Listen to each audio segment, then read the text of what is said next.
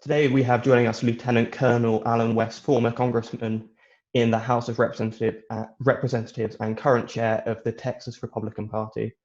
So, Mr. West, the first thing we'd like to discuss is the Black Lives Matter movement and organisation. How do you and the sort of GOP at large feel about both the movement and then the actual political organisation? Well, I think one of the important things you have to look at is Black Lives Matter does not address any of the prevalent issues in the Black community. The number one issue being fatherlessness. When I was born in 1961, two-parent household in the Black community was almost 77%. Today, it is only 24%. And I think that's why you see a lot of the issues in the major urban population centers. But yet, when you go to their website, they are against the traditional nuclear two-parent family household. We don't see Black Lives Matter talking about better education opportunities or economic opportunity zones within the Black community.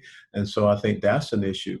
And another one of the things that is affecting the Black community, I think very adversely so, since 1973, and that was the Roe versus Wade Supreme Court decision. We've seen over 20 million Black babies murdered in the womb, most of which at the hands of an organization called Planned Parenthood that was founded by a white supremacist and a racist and someone that spoke at Klan rallies. Her name was Margaret Sanger. And yet I haven't heard Black Lives Matter speak out against that at all. And as well, you look at all the violence that we see in Chicago with the Black on Black crime. You see the degraded situations in places like Baltimore, and there nothing being said about that. So I think we have an organization that has been founded by two avowed Marxists. I think that their ideological agenda is more so of a progressive socialist leftist agenda.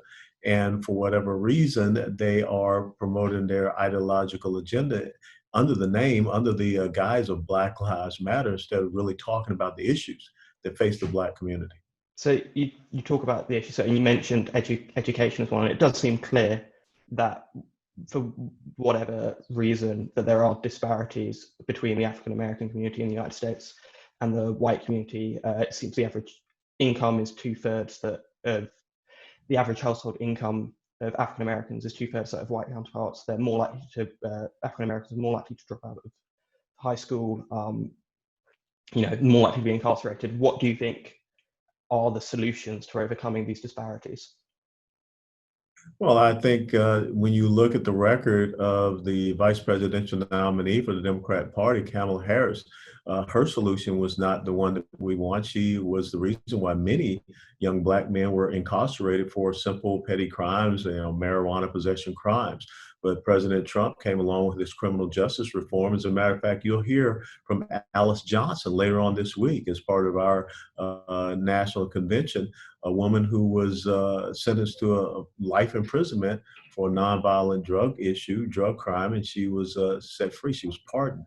So I think that that's another one of those issues that the Republican Party has dealt with, the criminal justice reform, that we never saw Barack Obama or Joe Biden deal with that. As well as you talk about education again, think about all of the incredible support, financial support that from the federal government for our historically Black colleges and universities.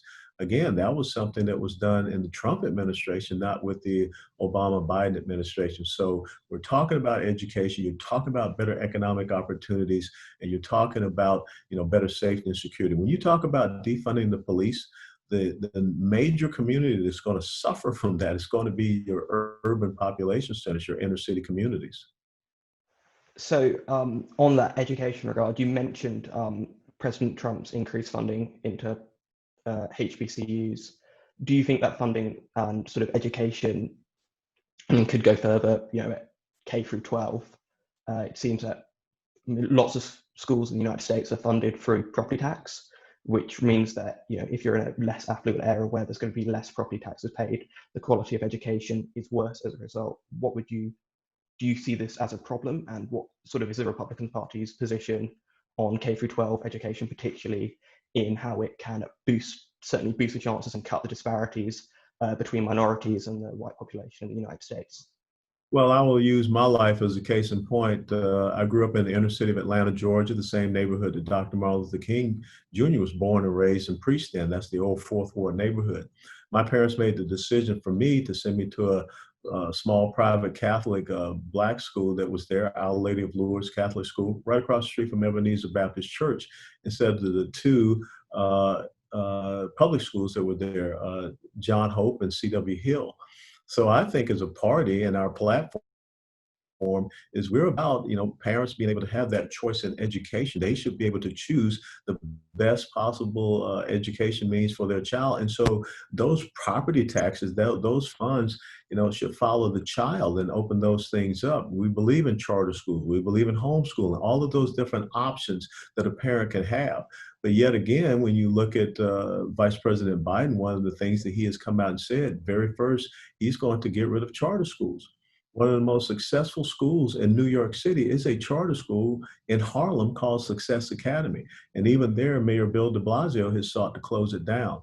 So again, we're talking about the things that can elevate people. And you saw last night at our convention, Senator Tim Scott, who was talking about how his grandfather had to quit school at the third grade to go into the cotton fields, but yet he saw his grandson become a member of the United States House of Representatives and the United States Senate, all because he had the access to a good quality education.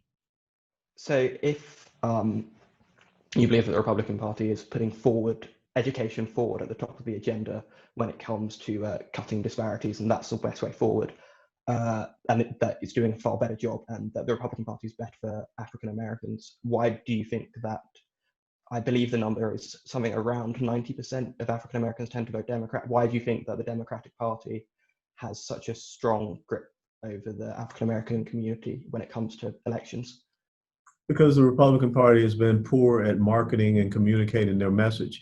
I'm the chairman of the Republican Party of Texas, and there's so many Republicans here in the state of Texas that did not know that our Republican Party of Texas was founded on Independence Day of 1867 by 150 Black men. And so it's things like that that we have to get out there into the public sphere. When you look at the civil rights legislation, the Civil Rights Act that passed back in 1964, the longest filibuster in U.S. Senate history were Senate Democrats filibustering against the Civil Rights Act. It was because of Senator Everett Dirksen and Senate Republicans. That's why it passed. But again, they're not communicating that message. So when you look at the message of being a victor, I think that's where you get it from the Republican Party. The message of being a victim has and always will come from the Democrat Party. And if you want to look at a history, a comparative analysis between the two political parties, you will see that the purveyors of systemic racism in the United States of America has always been the Democrat Party. And today, they use the soft bigotry of low expectations to keep people victimized in these communities, which have become what I call the 21st century economic plantations. So two things there. Firstly, in the Civil Rights Act, just correct me if I'm wrong on this, didn't the Republican presidential candidate Barry Goldwater also have some qualms about the Civil Rights Act? And secondly, when you talk about sort of marketing in the Republican Party, do you think President Trump has hindered or helped the Republican Party's image amongst African Americans? Well, sure. I will tell you that first and foremost, what Senator Barry Goldwater, the reason why he voted against the Civil Rights Act was not because he was against Black people or Black people having civil rights. It was because he saw that more of a states' rights issue. That was something that he explained. And then when you talk about President Trump, I just look at the numbers and look at what is happening. When you go back to the past State of the Union address, you saw him give an education opportunity scholarship on the spot to a 9-year-old girl from Philadelphia who's there with her single mother. So it's those actions. You think about before we went into the COVID-19, the lowest unemployment rates in history for the Black community, Hispanic community, for women, for people that did not have only had high school diplomas. So all of those statistics are there. And so you have seen an incredible turnaround in those communities.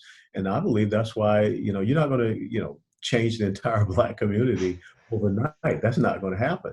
But when you're starting to see people such as, my good buddy Herschel Walker, who is also born and raised in Georgia, who lives here in the Dallas-Fort Worth area, he's out speaking out. Vernon Jones, state representative from Georgia, Democrat, he's speaking out. You see Burgess Owens, you saw Senator Tim Scott. You're going to see many different Black conservative faces. And I would also implore you to look at the recent documentary that came out in June called Uncle Tom. It is called The Oral History of Black Conservatism. My deceased friend and real mentor, Herman Cain, another Georgian, was very instrumental in that. And I think you will see some things that will let you know that the tide is shifting in the Black community. Just as a last point on the sort of racial disparities question, do you think sort of President Trump's manner, for example, when he was asked about, do Black Lives Matter, he sort of immediately responded with, well, white lives matter too. Is Trump sort of selling what you put as a sort of, the statistics, whether it's unemployment or whatever? Do you think President Trump, for his character, is really selling that in the best way possible, in the best vote-winning way possible? Well, me being a Christian, all souls matter, all lives matter. But if someone were to ask me about Black Lives Matter, I would come back and I would say, which Black Lives Matter? Because as we started with this conversation, it seems that there's a little bit of what we call in down south cherry picking about which Black Lives Matter. Last year in the United States of America in 2019, there were nine unarmed Black men that were shot by white police officers specifically, just nine. But think about what happens just about every weekend in all these major urban population centers with the shootings that are there. Those lives matter as well, to include a little 1-year-old girl or an 8 or 9-year-old, or the little girl that saw her father being shot, gunned down as he was walking her across the street. So I think that that's what we need to focus on, and not allow people to come up with these politicized, monikers to try to hide their true agenda.